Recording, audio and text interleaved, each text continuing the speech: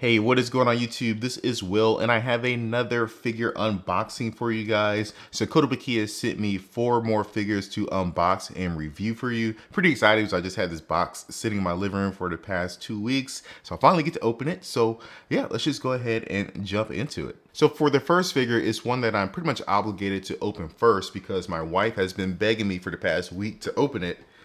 It's going to be Toge from Jujutsu Kaisen. This is the Artfx J 1/8 scale figure. And my wife absolutely loves this character. I think it's her, I'm not sure if it's her favorite character or if it's Megumi, but it's either her first or second favorite character. She actually cosplayed as him. So she's been, wanted to get this open and out of the box as soon as possible. But we love this lineup from Kotobukiya. The Artfx J figures are just simple, great, affordable figures. So the Toge one was already going to come home anyway. So thank you, Kotobukiya, for sending it to us. But here we have the box. And as you can see, he actually comes with 2 different poses that we'll take a look at once we get it open. So yeah, let's go ahead and do that. So here we have him out of the packaging, and just like all the other Juju Artfx J figures from Kotobukiya, this is just a nice, clean looking figure. So his uniform, the paint job, the shading, all very nicely done. And then the skull job, the actual uniform is pretty well done as well. You have his shoes down here, pretty plain looking shoes, but they were pretty plain and bland looking in the anime as well, but they are nicely done here on the figure. And then his hair sculpt, pretty detailed as well. For some reason, his hairpiece can come off. I'm not sure exactly why, because there are no interchangeable parts there, but his hair is done pretty well, nice coloring. And his overall pose is absolutely terrific. They nailed it with this one. This is the iconic Toge pose, in my opinion. Him about to unzip his neck warmer and unleash his technique. So definitely love that. And he does come with a couple of additional pieces. So if you want to change out his pose, very easy to do. You just pop his head off. You only have the one head piece here. And then you pop his arm out. And then the neck warmer and hand are attached. You put in his other neck warmer that is open. Put his headpiece back on. And then his other arm. And it just goes in there like absolutely perfectly. Like, perfect fit, no flaws whatsoever, just that easy to change it out. But now we get a closer look at his actual face, and I think this looks like Toge. I mean, I'm so used to seeing him with just his neck warmer, but I would say that I would have preferred to see him with his mouth open and unleashing his attack than him with just this kind of blank look on his face. I think it would have been a little bit more dynamic to see him actually using that technique, seeing his tongue and the tattoo on his tongue. Would have been better than just what we have here. But regardless, I probably would just stick with this other faceplate anyway. Now we do have the base here, so it's just those funky Artfx J bases that we get with all the Juju figures. And it's green. Not my favorite color, but it's just a personal preference. I can live with it. And he will just go right on there just like that. Don't embarrass me, Toge. All right, very easy to go on, very snug. So yeah, hopefully this base doesn't take up like too much space in the detail. It's an odd shape, but it's not too big, so definitely appreciate that. But yeah, overall, love the figure. It's gonna go back there with my Megumi and my Nanami figures that I have. So at this point, I felt like I had to get all the figures. So I'm gonna get Gojo, Itadori, and Kugisaki at some point, and I have Maki on pre-order coming, I think, next month in March. So super excited for that one because that's my favorite character from Juju. But yeah, overall, Toge, very solid figure and pretty well done. So good job, Kotobukiya. Now the next figure that I have here is going to be from a non-anime, non-Japanese related IP. It's going to be Boba Fett from Star Wars, and I'm a huge Star Wars nerd fan. I have Star Wars stuff all around my house if you've seen my room tour. So when he offered me this Boba Fett to review, I was more than happy to take it. And this is, of course, the Boba Fett from later on in the Mandalorian TV show and the Book of Boba Fett TV show, not the earlier Mando that we saw from the movies, which is the one I actually kind of prefer, but it is what it is. But here we have the actual box. And this is a 1/10 scale, so odd scale. And I don't think I have any other 1/10 scales here. So So here he is in the blistering packaging, and you see that he is completely taken apart. I've actually already taken him out and put him together, but I just wanted to show you guys what he was going to look like in the packaging here. Now, I will say he's very easy to put together. I mean, you have his torso and his legs. They just go in there very snugly at that. I'm sure you guys probably heard that. And then you have his arms. His left arm just goes straight in. Then you have his right arm, also just goes right in there. And I don't know why they actually shipped it this way, because, yeah, I don't understand why they shipped it this way. And then you have his gun with his hand attached. So you just slide his wrist into his arm, and voila, you're pretty much done. And then you have two different face plates to choose from, or two different heads, rather. You have one with his Mandalorian helmet on, which actually comes with this visor that moves up and down. So I really do appreciate that little attention to detail. And then you have him without his helmet. Now, I'm not sure who would want to have him without his helmet, because Mandalorian helmet is just so iconic. But I will say that they did a pretty good job on the actual face sculpt. Like, I'm pretty familiar with the Hot Toys 1/6 scale Star Wars, DC, Marvel figures. And those face sculpts all look incredibly realistic, just like the actors. And I would say this Kotobukiya one here looks pretty well done. I mean, it looks just like him. So props to Kotobukiya. Even the little details around his head, the veins and his eyes, the scars, all look very nicely done on just a 1/10 scale figure. So very well done. I'm not going to ever have this on him, but I do respect the actual sculpt and paint job on there. But yeah, definitely gonna stick with the Mandalorian head or helmet head. And it just goes right on there, and voila. So looking at him, the paint job on this figure is absolutely spectacular. I mean, they go with the matte finish on his armor, which I definitely appreciate. But you can see the wear and tear and just some scratches on his chest piece here. You can see it on his helmet as well. Even that little laser, hole or dent in his helmet looks pretty well done. Then looking at his jetpack, a little bit more weathering as well. So yeah, a lot of attention to detail went into the painting of this 1/10 scale figure. But yeah, the rest of this outfit looks pretty well done. The sculpt all very nicely done. Now his base is just a plain black base, which I'm perfectly fine with for a Star Wars figure like this. And it's magnetic, so he has some magnets on the bottom of his feet here.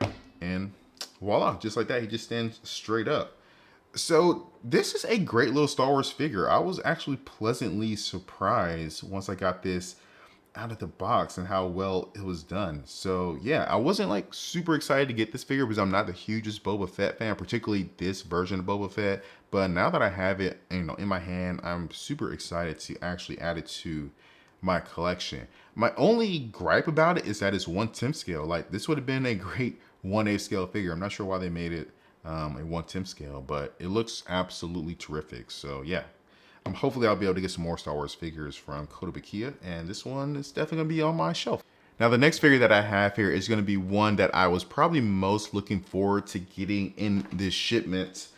It's gonna be the Bishoujo statue of Optimus Prime. And I grew up watching Transformers, and when I first saw this figure online, first of all, I didn't know who it was. I was just looking at the figure itself and not the actual title of the figure. But I was like, man, she looks so familiar. And then when I saw her necklace, I was like, whoa, is that Optimus Prime? And when I saw it, I just kind of freaked out. My mind was blown away because the design of this figure looks absolutely terrific. So let's go ahead and get this thing open. All right, so here we have her out of the packaging, and there's nothing that you can do to actually put her together. She actually comes pre-attached to her base, which is the Autobots symbol here. So definitely like that. And the only other thing that she comes with is going to be this alternative faceplate, which we will get to in a second. But before I talk about just the details of the figure, just the overall concept and creativity it took to turn Optimus Prime into a Bishoujo figure character, it's just great. I mean, they did such a good job with just the overall color palette and the color scheme that they have with her. It looks terrific. The red, the blue, gray, the yellow, all very well done. And then the little details here. So like her glasses kind of represent, you know, the top of Optimus Prime's head, his face, that little thing in the middle. You have the Matrix of Leadership as a necklace around her neck, or a chain rather. There's an actual pretty thick chain that goes around her neck. I love that detail. And then his little, you know, the truck part of his, the back of his truck, instead of having that big cart, they have it as a suitcase with some wheels on it. So very creative there. And then finally, you have some wheels on her boots, which are just very nice looking. So I love the concept of turning Optimus Prime into an actual character like this. It was just very nicely done. Now, looking at the actual details of the figure, I mean, the pictures just don't do it justice. Like, she looked great in the pictures, but now that I have her in hand, she just looks even better in my opinion. The coloring, the paint job, all very well done. The sculpt on her pants, a lot of details there with the folding creases. It just looks very realistic, and it actually looks like it has some texture to it just based on how they painted it as well. So very nicely done, and just her overall outfit is just super dope. You have her boots down there, which look kind of futuristic slash robotic, so that's another little aspect that they added to it. And then jumping back up to her face, I mean, super cute figure. She actually has a little bit of lipstick as well, so I definitely like seeing that. And her hair sculpt is nice. I mean, I love her hairstyle, the buns, and just the detail in the back of her head. Look great. Now, we do have this alternative faceplate, and pretty easy to switch out. You just pull her glasses off here, and then just take her face or hair off up here, and then you just take the faceplate. Let me pull the head off. Why am I making this hard for myself? And then we pull her faceplate off. So I'm not sure which one I'm going to actually end up going with, because I like the actual face mask, but she's just such a cute character. It's like, why would I want to hide her face like that? You know what I mean? So yeah, it definitely gives it a very different vibe than just like her plain face. I don't know which one I want to go with. Now that I have her on the actual figure, her with her face mask, she looks really cool as well. But she looks very cute without the face mask. So it's very hard. Let me know in the comments what you guys think, which face place you would go with the mask or without. But I might have to flip a coin for it. But she looks good either way.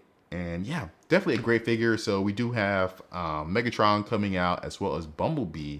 So definitely excited to get those, because yeah, if they're anything like this one, they're going to be spectacular. And now all I need is like a Starscream. So give me a Starscream, Kotobukiya. I hope you're working on that, and we'll see that soon. But yeah, very, very dope figure. Now for the final figure of this video, it's actually going to be from a video game.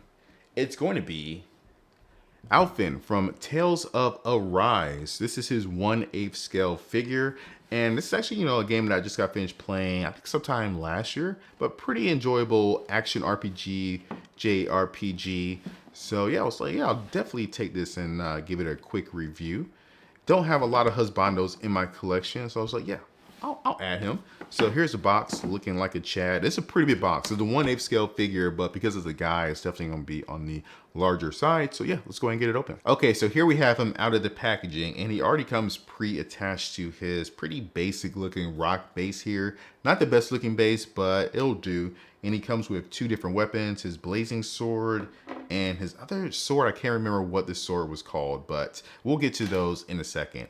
I wanted to talk about this sculpt and paint job on his armor, because that's like the first thing I noticed, and it looks absolutely fantastic. This has to be like some of the best work I've seen done on armor on any figure. Just the attention to detail, and I'm hoping I'll be able to capture this in my B-roll on camera, so you guys can definitely see what I'm talking about here. But you can just see all the little nicks and dents in his armor. The paint work makes it look very metallic and realistic looking, and gives it a lot of nice looking textures to it as well.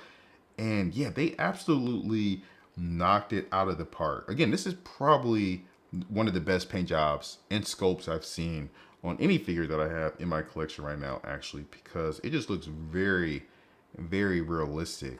And then looking at his, you know, little cape back here, even that, the paint job, the sculpt, it just makes it look and feel gritty and real, and just gives it a lot of nice textures to it. So even that looks pretty well done. You're not gonna be able to really see that because of how he's, you know, kind of positioned, but even that attention to detail on the back of them looks absolutely fantastic.